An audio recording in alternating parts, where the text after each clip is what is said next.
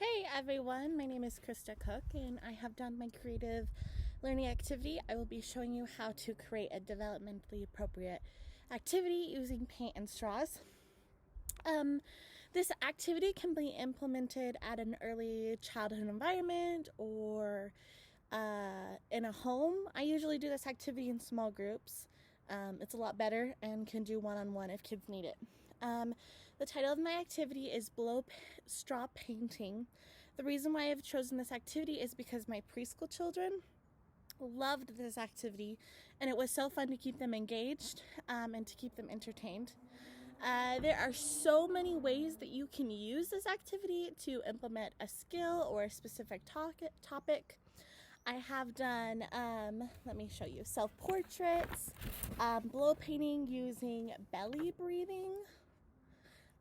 And so I taught my kids how to breathe in and to blow out through their belly. So it was a social emotional activity. Or maybe you want to do germs because of the COVID-19. So you could have children trace their hands and blow paint germs on it.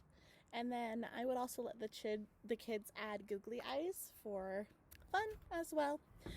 However, for the sake of this activity, I'm going to let the children decide what they want to blow paint, whether it's a rainbow or it's a fire-breathing dragon. So for the age of this activity, I would be using 4 or 5-year-olds, with the exception of 3-year-olds. It's expected to teach the children at the beginning to breathe out of the straw and not in like they're taking a drink. The objective is to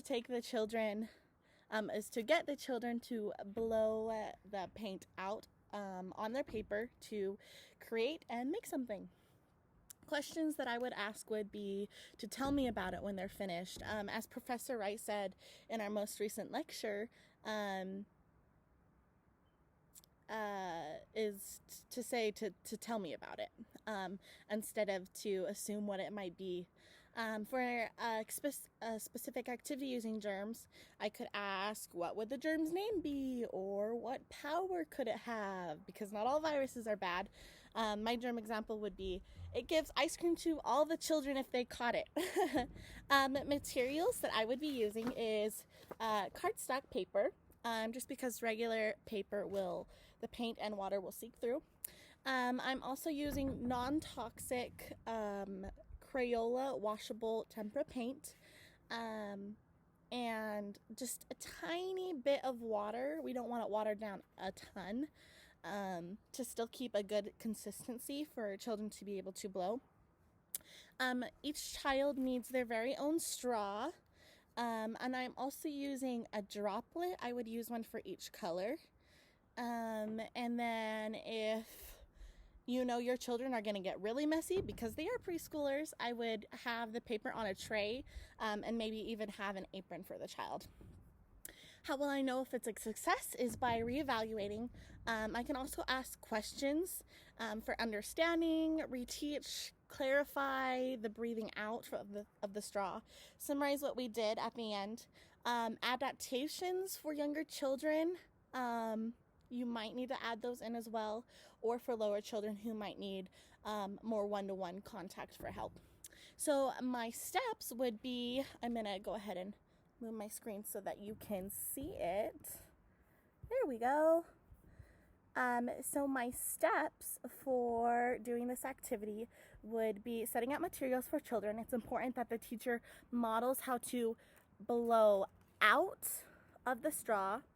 And then children can take a droplet of whatever they decide and place it on their paper. And maybe we want to do some red, who knows?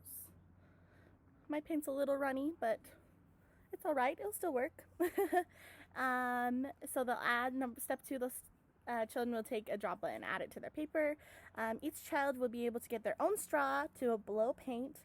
And the closer to the bottom of the straw is to the paint, the more the paint will blow. So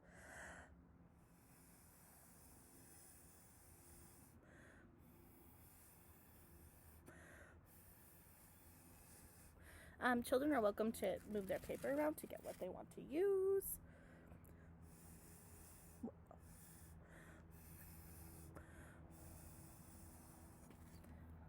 Alrighty, so straw, that's what happened. Here's my what my paint kind of looked like, and my droplet in there as well. It's extra runny, so it doesn't need to be that runny, but it works for me. And then the children get to make whatever they decide that they want to make their splatters. Anyways, I hope you enjoyed this video. Thanks everyone!